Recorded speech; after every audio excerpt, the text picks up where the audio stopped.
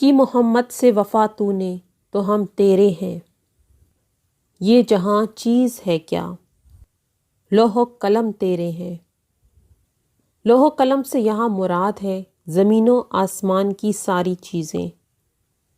اللہ تعالیٰ مسلمانوں سے کہتا ہے کہ اگر تم نے اپنے رسول محمد صلی اللہ علیہ وآلہ وسلم کی اتباع کی، ان کے نقش قدم پر چلے اور ان کے طرز زندگی کو اپنایا، تو صرف یہ دنیا ہی نہیں، کائنات کی تمام چیزیں تمہاری ہیں، پھر تم محروم اور مغلوب قوم نہیں رہو گے جیسا کہ آج کل ہو کر رہ گئے ہو۔ اس کائنات میں پروردگار عالم نے حضور پاک صلی اللہ علیہ وآلہ وسلم کے نور کے بعد جس چیز کی تخلیق فرمائی ہے وہ لوح و قلم ہے۔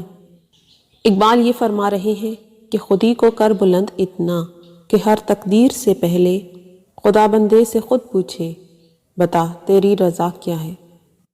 اللہ تبارک و تعالیٰ اپنے حبیب علیہ الصلاۃ والسلام کی اتباع اور اطاعت اور عشق و محبت کرنے والوں کو جو مقام عطا فرماتا ہے وہ یہ ہے کہ پروردگار عالم لوح و قلم ان کے حوالے کر دیتا ہے، جو وہ لکھ دیتے ہیں وہ ان کی تقدیر بنا دیتا ہے۔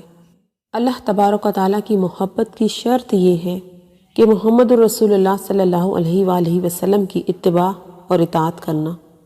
اللہ تعالیٰ نے اپنی نافرمانی کو حضور پاک صلی اللہ علیہ وآلہ وسلم کی نافرمانی کے ساتھ مشروط کیا ہے۔ حضور پاک صلی اللہ علیہ وآلہ وسلم کی اطاعت اللہ کی اطاعت ہے۔